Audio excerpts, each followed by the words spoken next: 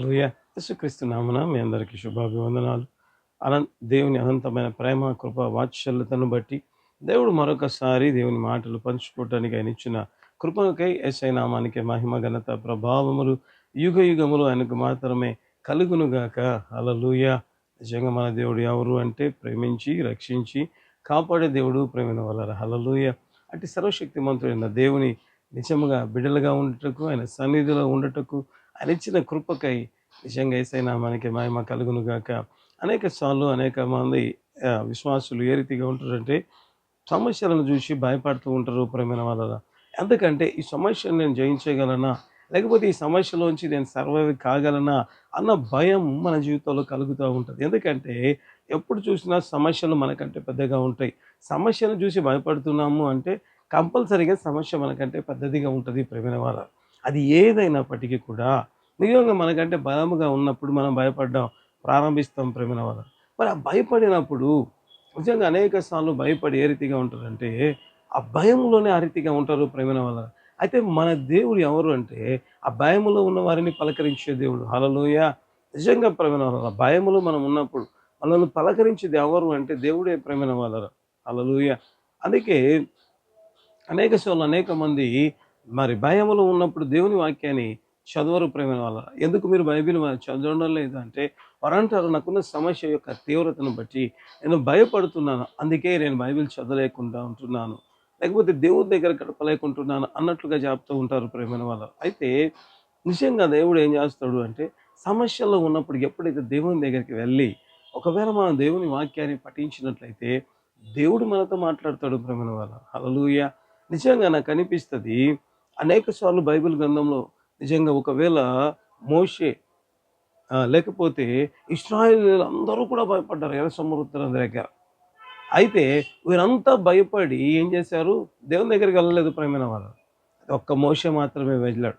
అందుకే మోషేకి ఏమొచ్చింది, దేవుని మాట వచ్చింది. ఏమని, సాగిపోవుడని ఇశ్రాయేలీయులతో చెప్పు అన్నాడు. హల్లెలూయా. ఒక్క మాట మొత్తం కొన్ని లక్షల మందిని కాపాడడం ప్రారంభించింది ప్రేమైన వల్ల. హల్లెలూయా. అసాధారణమైన దేవుని కార్యం వారు చూడడం ప్రారంభించారు.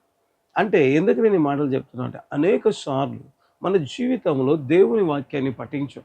దేవుడు ఏం వాగ్దానం ఇస్తాడు, నిజంగా బైబిల్ గ్రంథంలో కేవలం భయపడకు అన్న మాటే 365 సార్ల కంటే అధికంగా ఉంది అంట ప్రేమైన వారు. ఇంకా కొంతమంది చెప్తారు వాగ్దానాలు అంట బైబిల్లో దగ్గర దగ్గర 8,000 పైచిలకు వాగ్దానాలు ఉన్నాయని చెప్తూ ఉంటారు ప్రేమైన వాళ్ళు. అంటే ఈ వాగ్దానాలని ఎప్పుడు వస్తాయి, మనం బైబిల్ చదువుకుంటున్నప్పుడు ప్రేమ. ఆ భయములో ఒక దేవుని మాట నిజంగా ప్రేమ వల్ల ఎవరైనా భయపడుతున్నారు అనుకోండి, మనం చూస్తూ ఉంటాం అనేక సార్లు భయపడుకుని ప్రార్థన వినబడింది. హల్లెలూయా. ఎంత ధైర్యం వస్తుంది ప్రేమ వల్ల. అందుకే దేవుని మాటలు లేకపోతే దేవుని వాక్యం ఎప్పుడైతే మనం చదివేవారిగా ఉంటామో మన జీవితంలో ఏమవుతుంది అంటే అనేకమైన ఆశీర్వాదాలు మనం పొందుకునే వారిగా ఉంటాం. అనేక మంది జీవితాల్లో దేవుని వాక్యాన్ని ప్రక్కన పెట్టడం వల్ల ఏమవుతుంది అంటే దేవుడు ఇచ్చే వాగ్దానం అంటే దేవుడు ఒక్కసారి పలికితే ఏమవుతుంది అంటే మనందరికీ తెలుసు, భూమి ఆకాశం కలుగుగాక అంటే ఆయన కలిగే.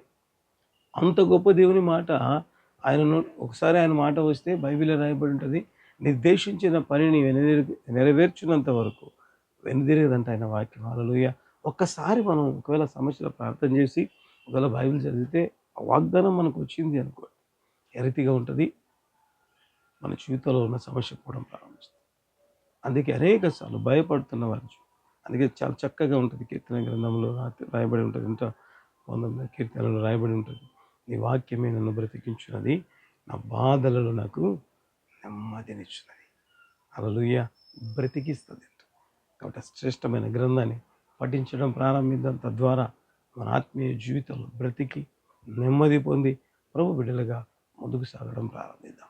తనలోంచి ప్రార్థన చేద్దాం. ప్రేమ గల్ల తండ్రి, కృప కలిగిన ప్రభు, జీవం గల్ల నా జీవాధిపతి, బంగారు పాదాలకు వందనాలు, స్తోత్రాలు నాయన. ఆశ్చర్య కరుణ ఆశ్చర్య కార్యాలు చేసే గొప్ప దేవ, ప్రేమకై కృపకై వందనాలు చెల్లించుకుంటున్నాం. అంటే మీరు మాతో మాట్లాడిన విధానాన్ని జ్ఞాపకం చేసుకుంటూ వందనాలు. ఈ వాక్యమే మమ్మల్ని బ్రతికించేది నాయన. బ్రతికించేది మాటలు మేము చదివి ధ్యానించి బిడ్డలుగా మార్చి మీరే మహిమ పొందమని. ఎంతమంది జీవితంలో భయపడుతున్నారు అయా వారందరూ వాక్యం చేయండి, వాగ్దానాలు స్వతంత్రించుకుని ఆత్మీయ జీవితంలో ముందుకు సాగులాగున మీరే కృప చూపించి మహిమ ఘనత ప్రభావాలు ప్రతి ఒక్కరిని ఆదరించేది బ్రతికించేది కేవలం నీ మాటే తండ్రి. కనుక నీకు వందనాలు స్తోత్రాలు చెల్లించుకుంటున్నాను. బలమైన కార్యాలు జరిగించు.